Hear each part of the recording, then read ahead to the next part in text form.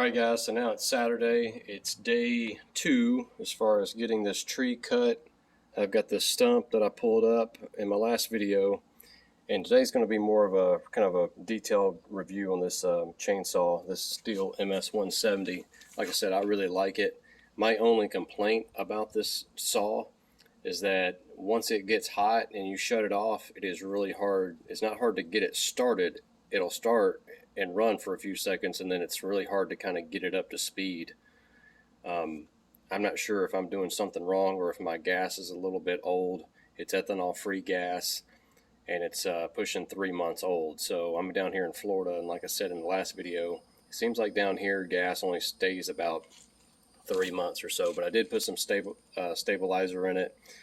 It's cold right now, so let's get it cranked up, and I'll show you guys the proper way to crank this up every time when it's cold. First off, I always set it down on the ground. It's just safer instead of don't ever try to just like hold it and pull it up. So you get your brake that's locked in locks the chain, and you pull it right here and it'll go it'll start spinning. And I find it better to do it like this, but like I said, if you're doing it safe, you're away from it, shouldn't be a problem. What you want to do is push this down, pull this up, put the choke all the way down, because it won't do it. If it's like that, it won't let you go all the way down unless you do it that way. And I'm going to pull this about 3 or 4 times, and you're going to hear it kind of try to start. And it's never going to crank up and just keep running right then. But what's going to happen is, once that happens, we'll move it up to half choke or choke off, and it'll crank right up.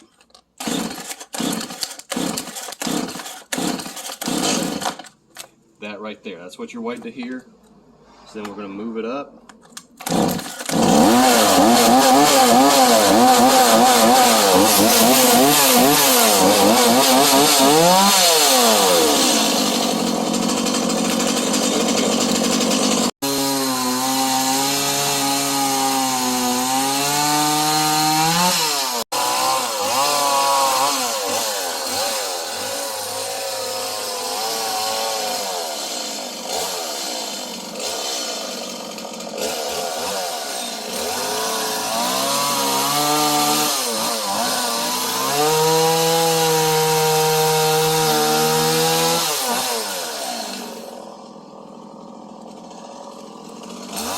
And before I do anything to this, I'm going to let it kind of cool off. And I took my compressed air compressor, and blew everything, kind of cleaned it off. That'll help kind of cool off everything. Don't wash it, or don't put any cold water hose or anything on it. You'll end up, damaging the engine. Flashing it so cold, a hot engine with cold water. Don't do that to any engine or any metal, really. So anyway, I'm just going to let this thing cool off.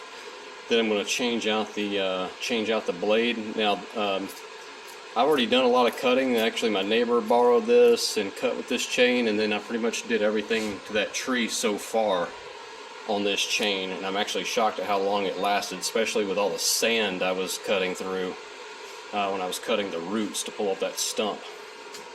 So once this thing gets cooled off, it'll be nice and easy to it's safe to change the chainsaw blade, and I got plenty of stuff I can do, and we'll start moving that wood to where I'm going to cut it down and give this thing a chance to fully cool off. Right here, just real quick, we'll go over, I just used the bar oil. You fill that up right here. You want to fill it up. Before you start, always check the bar oil. So I've used probably half of it so far. I'm going to probably need some more for what all I need to do. And then let's see how much gas I burned. I started off with a full tank, and what you guys saw was how much I just did. So I've used quite a bit, probably 3/4 of a tank there or more.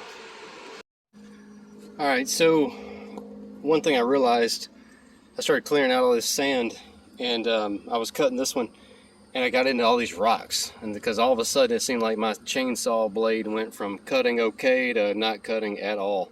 So I'm going to take my leaf blower and maybe the water hose or something and clean out all these rocks. I'm going to cut all this up and process this down into manageable pieces for firewood.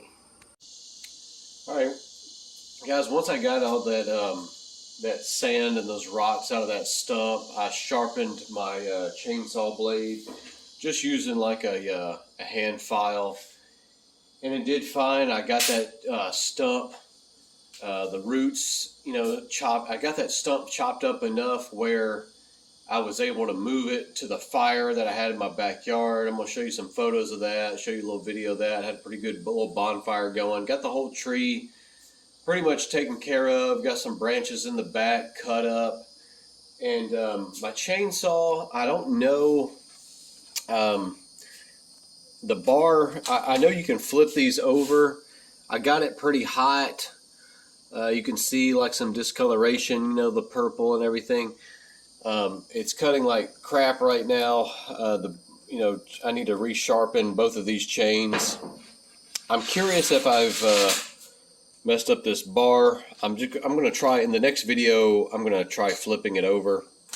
And also one other thing, I was talking to my buddy Chris, who does nothing but work on the Stihl equipment at my work, and he said, "Hey man, these one set." I was telling him how it was hard to start or hard to keep running after I got it hot.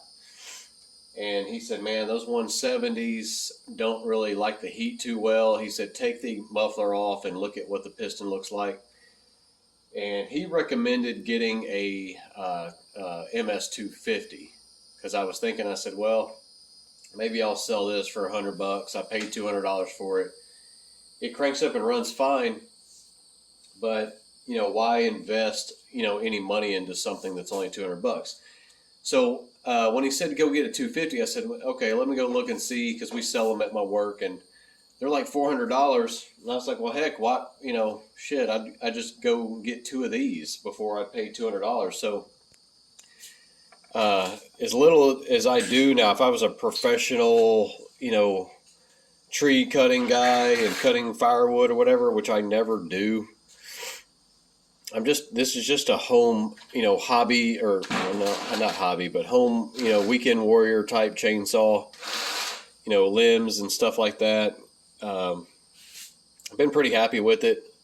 $200, man. I think I can get the bar. I looked at them at work. I think they're like $40-something, and a chain's about $15. The whole saw's $200, so even if I've burned this thing up, man, I'm just going to toss it and probably just buy another, MS170. For as little as I do. It's not going to work for everybody. If you're cutting a bunch of stuff all the time, yeah, you need one bigger. I bought I think I had a MS351 or 350 something. I can't remember. It was overkill, and it would have handled that stump like it was nothing. But this one's a lot easier to use. I mean, that thing was, that 350 something was a bear to wrestle, but it had the power compared to this one. But like I said, it would wear you out. So I'm really happy with it. In the next video, I might take this muffler off and see. I think it's going to be fine. I think it cranks up and runs fine. It's just when it gets hot, it's just hard to keep it running after it gets hot. But I got pretty much the tree taken care of. Pretty happy with it. So I'm going to show you, the tree. I got it all burned up. Everything's taken care of. Pretty happy with it. I think all I really need to do at this point is just sharpen these two chains and maybe flip over the bar. I don't have any burrs on the edge. And there was another video I watched where a guy really did a very detailed, awesome video about how to sharpen these chains, and I'll put that link in the description. He did a very awesome job of explaining 3 tips of sharpening the chain, and I sharpened it with his hand file, which he recommends using. And man, the thing cut great after I would sharpen it with that hand file, and it was really easy to do. So anyway, I'll in the next video I'm going to be doing a 3-inch lift on my Forerunner, and I'm going to go over a lot of snap-on tools I've recently bought. Some awesome tools, really helping out everything. So I hope you like the video. Stay tuned, and I'll have more of these coming soon. Thanks, guys, and hit that like button and subscribe. Thanks.